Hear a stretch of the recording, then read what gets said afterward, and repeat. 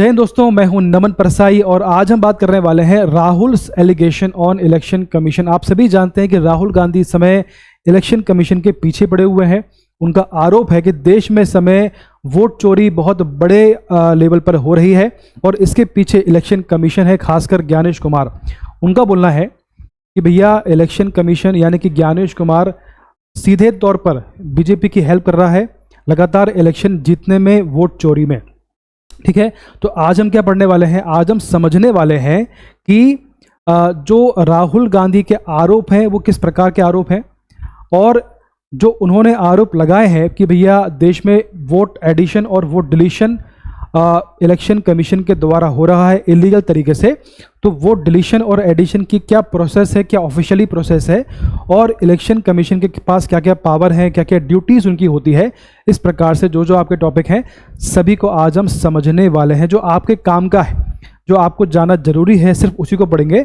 बहुत डीप हम नहीं पढ़ने वाले हैं, जो काम का है सिर्फ उसे ही डिस्कस करेंगे। शुरुआत करते हैं। देखिए, तो आप सभी जानते हैं कि कुछ दिन पहले राहुल गांधी ने प्रेस कॉन्फ्रेंस के माध्यम से इलेक्शन कमीशन पर काफ़ी गंभीर आरोप लगाए थे। उन्होंने कहा था कि इस देश में जो डेमोक्रेसी है वो हाईजैक हो चुकी है, ख़त्म हो चुकी है। और जो खासकर ज्ञानेश कुमार हैं उन पर आरोप लगाया कि वो सीधे तौर पर जो है बीजेपी की हेल्प कर रहे हैं वोट चोरी में। ठीक है, इस प्रकार देखें आप, उनके सामने एक डॉक्यूमेंट भी उनके पास था जिसमें बहुत सारे सबूत होने का दावा किया। पीछे लिखा हुआ है CC Gyanesh Kumar is protecting vote चोर्स, है ना।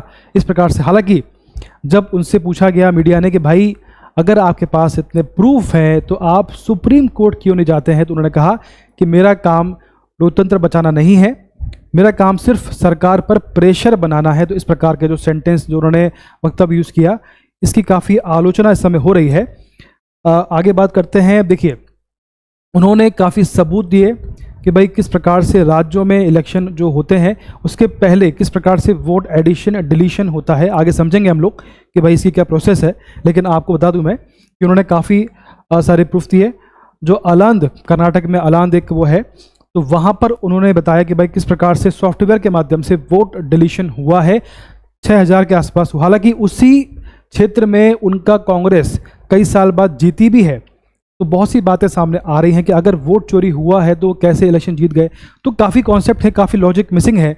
उसके बाद भी आरोप लगाए गए हैं और राहुल गांधी ने इसके बाद जो पोस्ट किया है कि उसकी काफ़ी आलोचना इस समय हो रही है। तो उन्होंने पोस्ट किया है कि भैया देश के युवा, देश के स्टूडेंट्स, देश के जेनजी, ये जो सेंटेंस उन्होंने यूज़ किया है, देश के जेनजी, नेपाल में इतना बड़ा अभी कांड हुआ है उसके बाद, और उसके पीछे कौन थे? उसके पीछे थे जेनजी। तो ऐसे वक्त में जेनजी शब्द का यूज़ करना ये बहुत दुर्भाग्यपूर्ण है।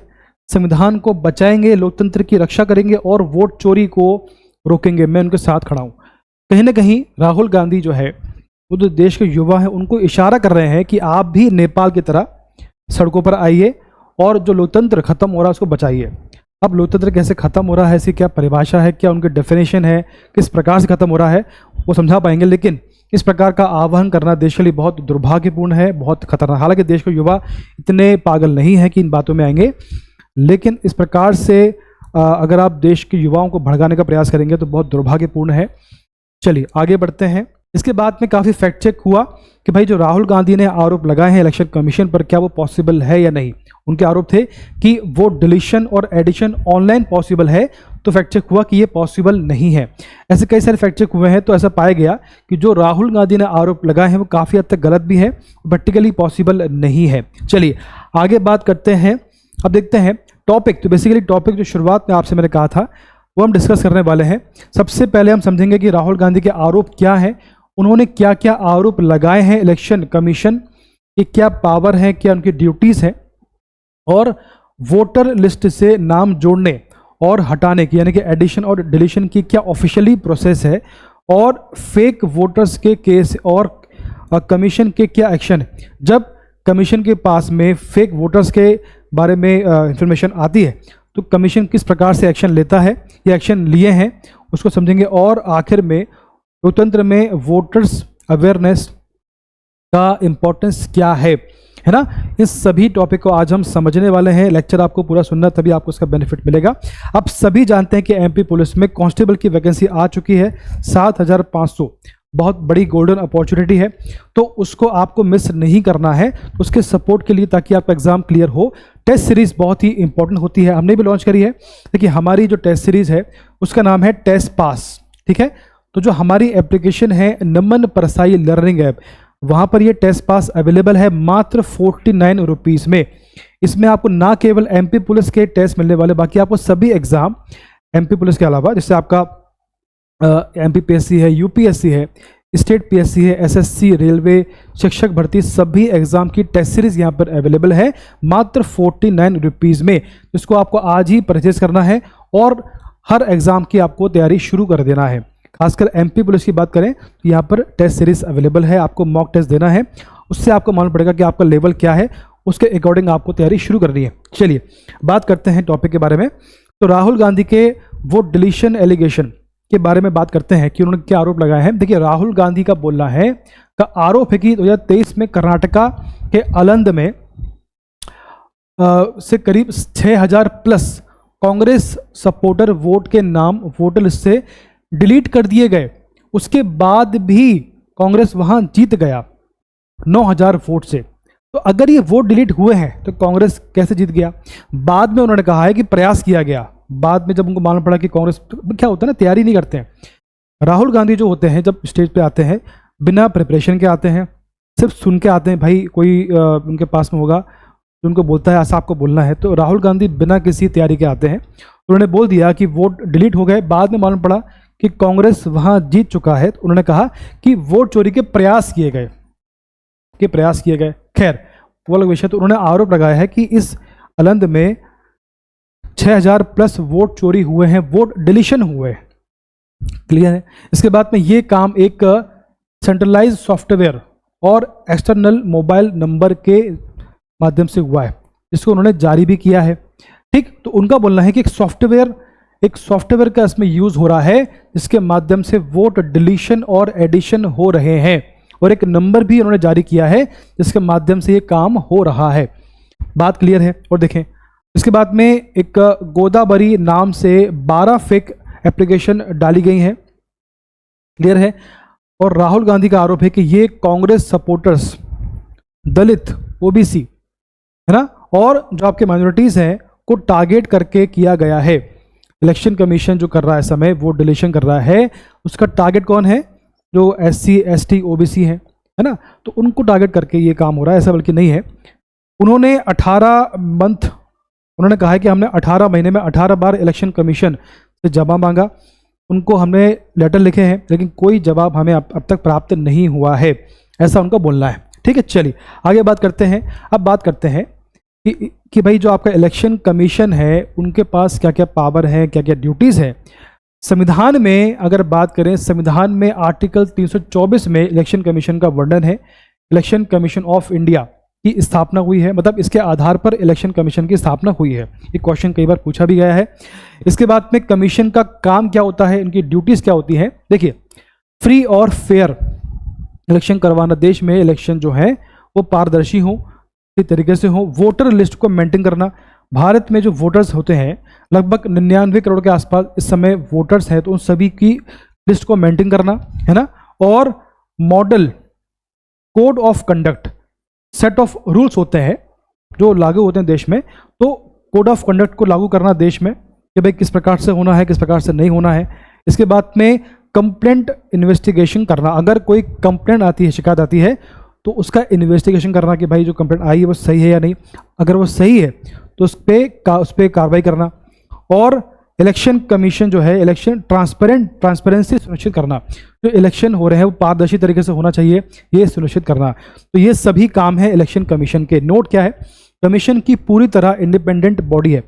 इलेक्शन कमीशन जो है पूरी तरह इंडिपेंडेंट बॉडी है, उस पर किसी का जो है इंटरफेरेंस नहीं होता है ना, ताकि डेमोक्रेसी की सेंसिटी बनी रहे, यानी पवित्रता बनी रहे, ये उनका बोलना है। ये प्रकार से जो आपका संविधान उसमें प्रावधान किया गया है, ताकि जो आपका जो इलेक्शन कमीशन है वो किसी प्रकार के बाह्य जो है पावर से दूर रहे। क्लियर है।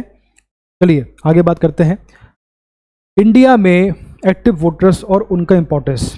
अभी वर्तमान की बात करें तो एक अनुमान है, मतलब ये डाटा जो है अनुमानित है। 2025 तक इंडिया में लगभग अप्रॉक्स 99 करोड़ रजिस्टर्ड वोटर्स हैं, है ना। दिन ब दिन आंकड़ा बढ़ता चला जा रहा है, तो 99 करोड़ के आसपास वोटर्स इस समय देश में है। क्लियर है, जो ऑफिशियली है। यह दुनिया का सबसे बड़ा वोटर बेस है ना। इसके बाद देखें आप, इस मैसिव वोटर बेस की सही और ट्रांसपेरेंट वोटर लिस्ट डेमोक्रेसी की बैकबोन है। तो जो इलेक्शन कमीशन है वो इसको मेंटेन करता है। इतना बड़ा आंकड़ा जब होता है तो उसमें कुछ गलतियां होती हैं, कुछ फेक आईडी बन जाती हैं। जैसे मेरा ही अगर बात करें तो उसमें मेरा सरनेम गलत था, उसको मैंने ठीक करवाया बार बार। तो देखिए इतना बड़ा डाटा बेस है तो उसको उसमें गलती होना पॉसिबल है, लेकिन इसमें अगर आप आरोप लगाते हैं कि इलेक्शन कमीशन जानबूझ के करता है तो ये गलत है। इलेक्शन कमीशन में बहुत सी कमियां हैं, वो ठीक होना चाहिए, लेकिन आरोप लगाकर उसको प्रूफ ना करना ये गलत है। चलिए अब बात करते हैं कि वोटर लिस्ट से नाम हटाने, डिलीशन की प्रोसेस क्या है ऑफिशियली, है ना। जो राहुल गांधी ने कहा है कि उनका बोलना है कि ऑनलाइन पॉसिबल है, ये पॉसिबल है या नहीं। देखिए प्रोसेस क्या है, वोट डिलीशन की प्रोसेस क्या है ना। डिलीशन की बात हो रही है तो इसमें कहा कि नाम हटाने के लिए फॉर्म 7, देखिए फॉर्म 7 जो है भरना पड़ता है, ठीक है। ये ऑफलाइन और ऑनलाइन दोनों पॉसिबल है भरना, सिर्फ फॉर्म भरना, अप्लाई करना। रीज़न होना चाहिए, अगर आप वोट डिलीशन के लिए अप्लाई कर रहे हैं तो उसके लिए क्या क्या रीज़न होना चाहिए। डेथ हो गई हो, शिफ्टिंग हो रहे आप अपने राज्य को छोड़कर, या अपने जो आपका क्षेत्र है, जो आपकी कॉन्स्टिट्यूएंसी, इसको छोड़कर आप किसी और जगह जा रहे हो, डुप्लीकेट एंट्री हो गई हो, इस प्रकार से अगर आप चाहते हो तो आपका वोट डिलीट हो जाएगा। क्लियर है, ठीक। उसके बाद देखें प्रोसेस क्या है। BLO बूथ लेवल ऑफिसर, है ना, बूथ लेवल ऑफिसर BLO, आपने नाम सुना होगा। BLO वेरिफिकेशन करता है, उसके बाद ही ये प्रोसेस आगे बढ़ता है। बात क्लियर है। तो जब आपको वोट डिलीशन करना होगा तो फॉर्म 7 भरेंगे, कारण आपके सामने है, तो BLO आपकी एप्लीकेशन को वेरीफाई करेगा। इसके बाद में ऑनलाइन और ऑफलाइन दोनों तरीके से एप्लीकेशन पॉसिबल है, लेकिन प्रोसेस कौन करेगा, BLO वेरीफाई करेगा, उसके बिना पॉसिबल नहीं है। बिना वेरिफिकेशन कोई नाम डिलीट नहीं हो सकता, है ना, ये पॉसिबल नहीं है, नहीं है, नहीं है। अब बात करते हैं केस स्टडी के बारे में। देखिए महाराष्ट्र में नालासोपारा में एक महिला के नाम पर 6 एपिक कार्ड पाए गए हैं, अलग अलग एपिक कार्ड पाए गए हैं। तो उसका इन्वेस्टिगेशन के बाद में डुप्लीकेट नेम जो है उनको हटा दिया गया है। जब ऐसा पाया गया कि जो एक महिला के नाम पर डुप्लीकेट कार्ड बन चुके हैं तो उन सभी को डिलीट कर दिया गया। इस प्रकार से ये होता है ना। इसके बाद में बिहार की बात करें तो बिहार में जनरल इलेक्शन जो अभी आम चुनाव हुए थे उनके पहले कई सारे डेड वोटर्स को वहां से हटा दिया गया है। ये कहाँ पे कार्रवाई हुई है, ठीक है। चलिए अब बात करेंगे वोट एडिशन की। अगर आपको वोट जुड़वाना है तो उसकी क्या प्रोसेस है, देखें आपके सामने है। नए वोटर्स या फर्स्ट टाइम वोटर्स को फॉर्म 6, इससे पहले फॉर्म 7 था, अगर आपको वोट हटाना है तो उसके लिए फॉर्म 7 है, जोड़ना है उसके लिए फॉर्म 6 है, ठीक है। तो फॉर्म 6 भरना होता है।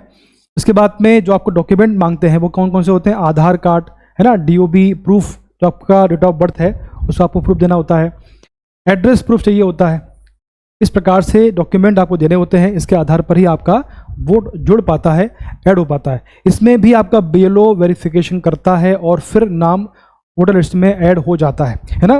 BLO के वेरिफिकेशन के बिना ये पॉसिबल नहीं है कि वोट जोड़ दिया जाए या हटा दिया जाए।